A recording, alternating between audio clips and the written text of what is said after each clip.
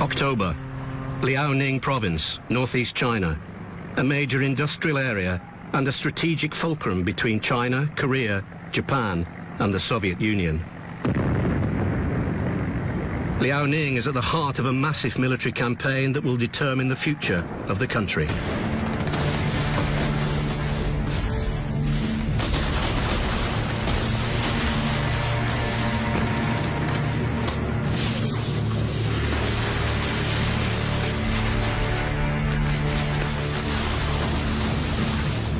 After months of ferocious fighting in Changchun and Shenyang, Chiang Kai-shek's army and the city's civilian populations are totally surrounded. Mao, now in his mid-50s, issues the chilling order: turn them into cities of death. His military commander in the campaign is Lin Biao, Mao's most trusted general.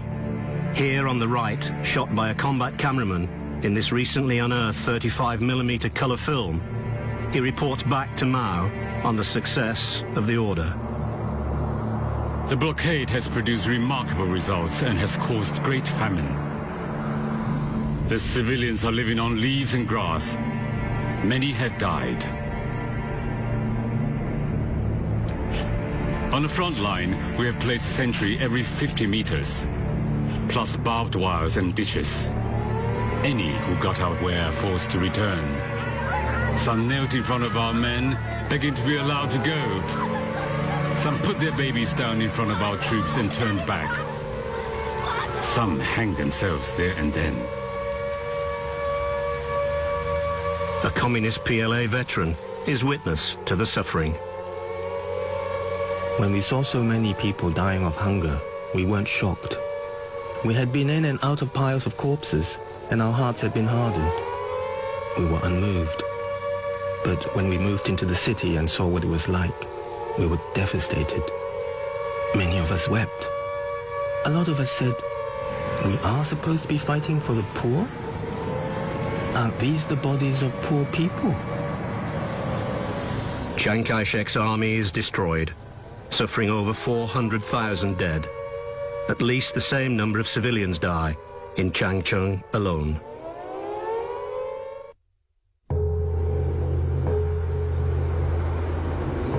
In 1948, China's civil war has reached a critical stage. Mao knows that to win, he must rely on deserters from Chiang Kai-shek's nationalist army. He orders his field commanders to use loudhailers to offer food, clothing, and a place in the ranks of the People's Liberation Army if they desert the nationalist cause. He also orders that existing nationalist POWs are offered the same deal. His commanders, especially his political commissar, Deng Xiaoping, and his commander-in-chief, Marshal Yu Bosheng, are horrified by the potential risks. But Mao responds in the bluntest of terms. If you do not do as I ask, we cannot sustain our attacks and victory will slip away. Carry out your orders.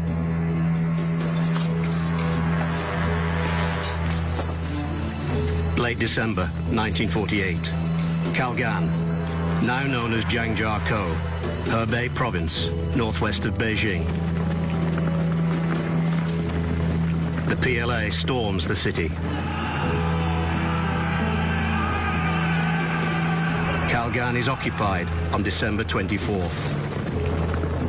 A series of battles across several provinces is underway, involving over 7 million men, including over 5 million armed peasants, fighting for the PLA.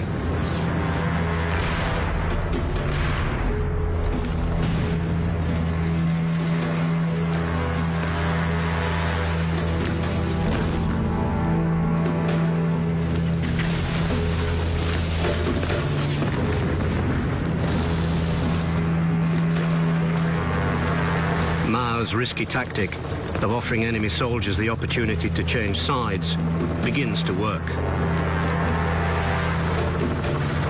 Many of Chiang Kai-shek's men, including some of his senior commanders, begin to surrender. With Mao skulking out of the limelight, General Lin Biao and his fellow officers look on as the PLA makes its triumphant march into Beijing on January 22nd, 1949. From behind the scenes, Mao soon begins to assert the supreme authority of the state and introduces strict censorship laws. By late March 1949, fighting has broken out in Taiyuan in Shanxi province.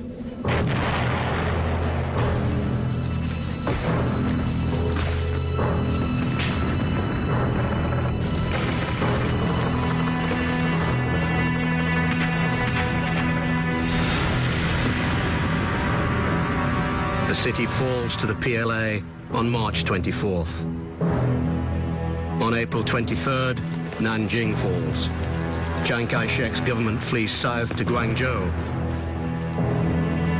as the PLA storms Chiang's headquarters.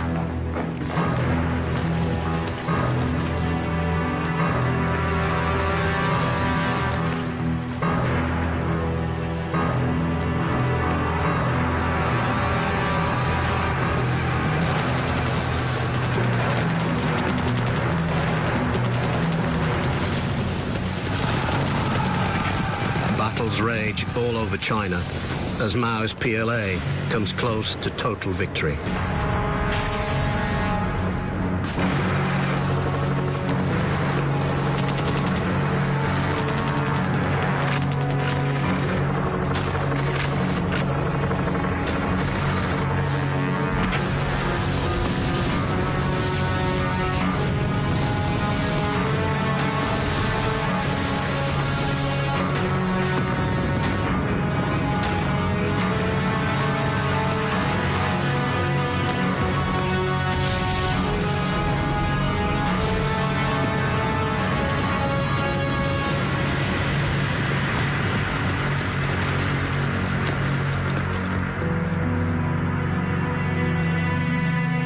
On May 25th, Shanghai falls.